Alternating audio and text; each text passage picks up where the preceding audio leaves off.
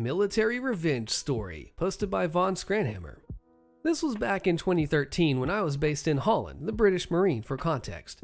I had been married to my wife for a little over 18 months when I deployed to Afghanistan. My wife had gotten a job in the British delegation on base and got to know pretty much every Brit and their husband and wife. One day, we were directly targeted by a vehicle-borne IED. Now, while it wasn't uncommon for there to be a threat to coalition forces in general, being directly targeted felt more personal for obvious reasons. That was also the day I found out about an RAF guy back in Holland had tried it on with my wife. I found him on Facebook and, still feeling rather raw about Terry trying to blow me up, I messaged him words to the effect of, "If you go near Mrs. Von Scranhammer again, I will put glass in your throat the next time I see you." The next day, one of my bosses, who was also RAF, messaged me on Facebook to say that this guy had been over to his office and basically tattled on me. He gave me a friendly warning and heads up that this guy could have gone to the MPs, military police, and reported me. I have no idea what would have happened, but I acknowledged the warning and said it won't happen again. My boss had my back and actually told him to wind his neck. Fast forward to when I got back from Afghan. A few days had passed and I was starting to settle into a, quote, normal life again.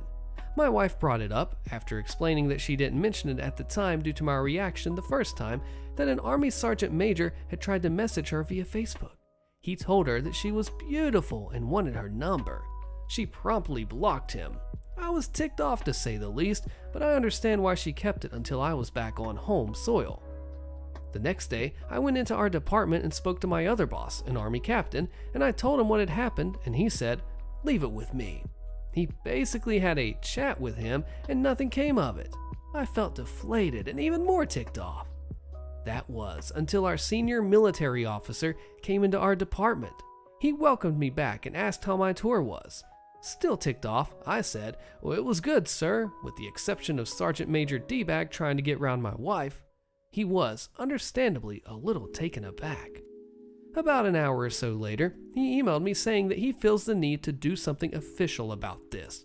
Something I had forgotten was that the Colonel and Sergeant Major belonged to the same regiment, so having one of his own behave like this had clearly gripped him. I told him the full story and provided screenshots of what Sergeant Major D-Bag had said to Miss Von Scranhammer. For this to go official, my wife had to provide a statement. Unfortunately, Miss Von Scranhammer is very non-confrontational and said that she didn't want this to continue. I respected her wishes of not wanting to provide a statement, but hatched a plan that would be 3 years in the making. The timing is important. I emailed the Colonel and said that Miss Von Scranhammer has declined.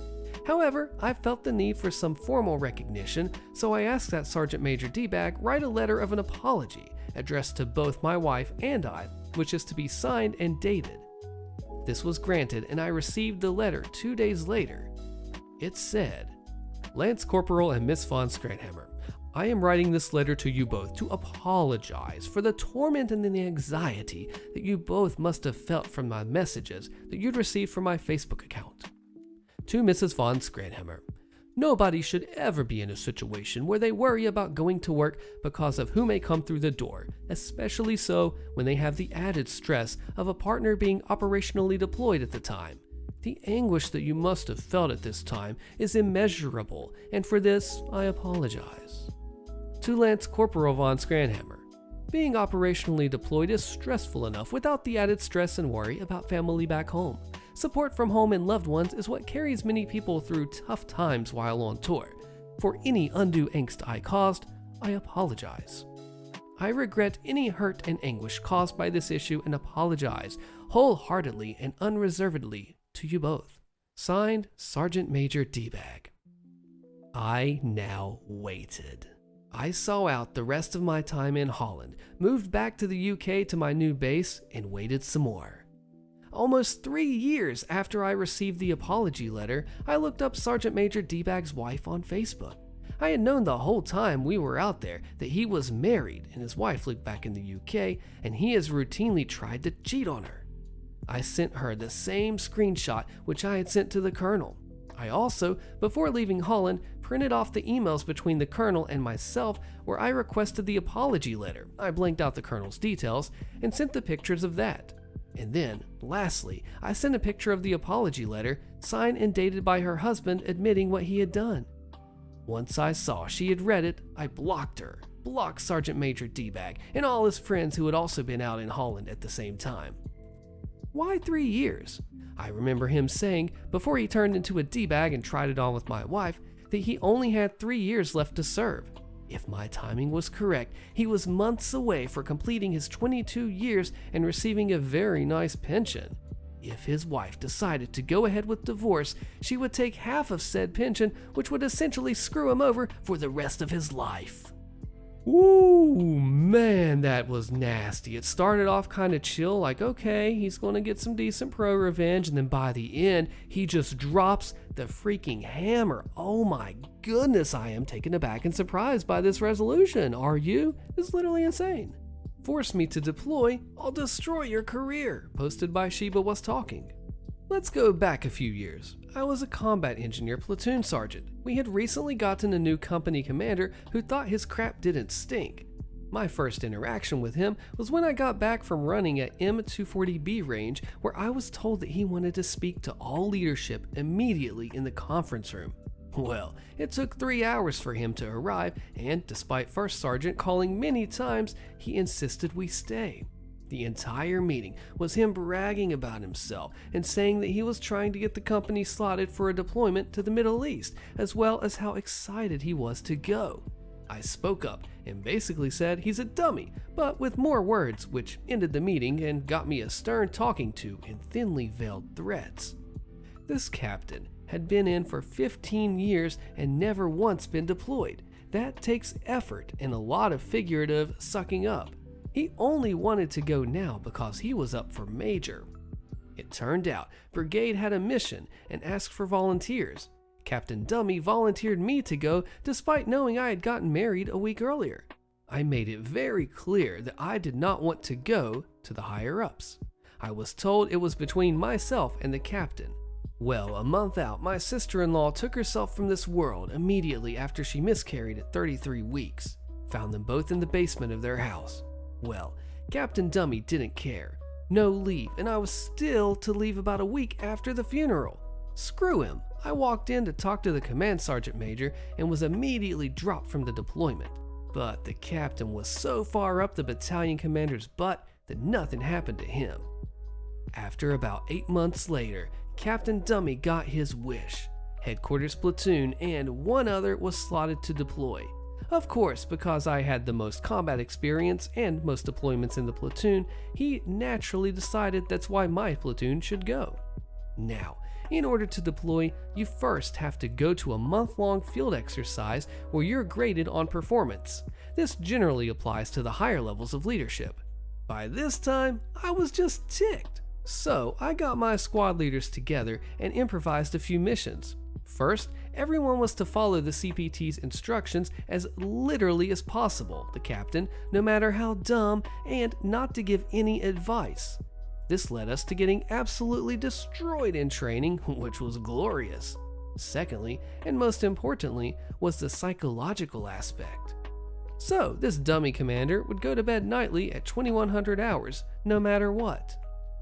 In the deserts of California, you can find all sorts of creepy crawlies to slip in a sleeping bag while sprinkling juice on his uniform. They'd also periodically hide some of his gear or render his rifle inoperable. So for days this went on. Poor guy slept very little because I ensured his tent was set over top of a beehive. These bees hated any vibration and loved juice, and the dummy never realized why he was constantly getting stung. As we were to be falling under a new brigade, I had to go meet the higher-ups, and wouldn't you know it, the colonel we were set to fall under, turned out, had been my first company commander, who I got along great with.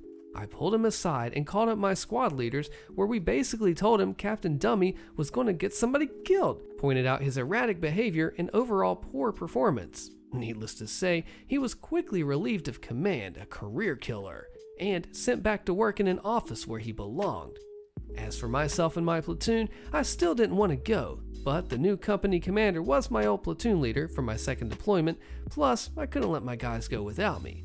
Turned out it would be my last deployment as some injuries forced you out of the military, but everyone came back alive.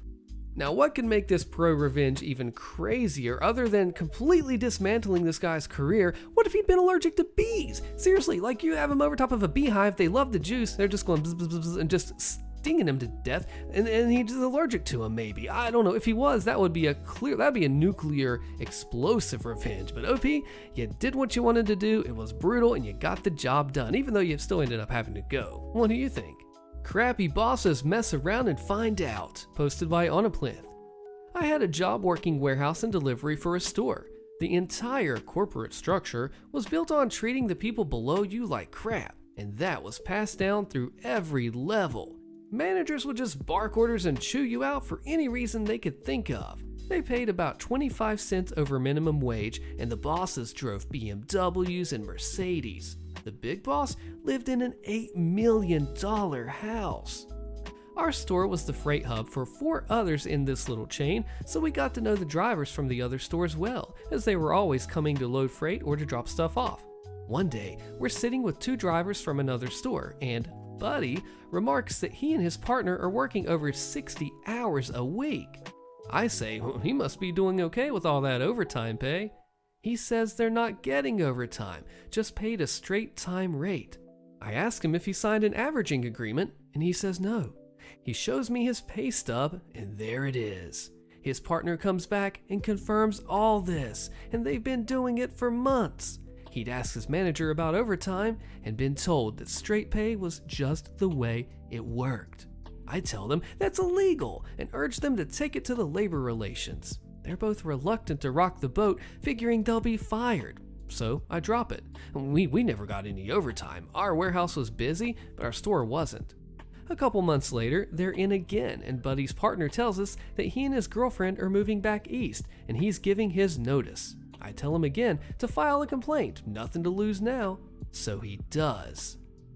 A few weeks go by, and when I come in one day, there are expensive boss cars parked all along the loading dock. My workmate says something big is going down. All the managers have been summoned and are inside with a bunch of people in suits. So we wander upstairs to see what's going on. The company bookkeeper had an office in our store and handled all the payroll. He was a Chinese immigrant, nice guy. The bosses were trying to pin this on him, saying he didn't speak English very well, which was true, and had obviously screwed everything up. Turns out he was a pretty cagey guy. He knew what they told him to do was illegal and was able to produce all the records of him telling them that and of them telling him to basically just shut up and do it. He hands it all over and quits. I see Buddy with a new partner a few weeks later.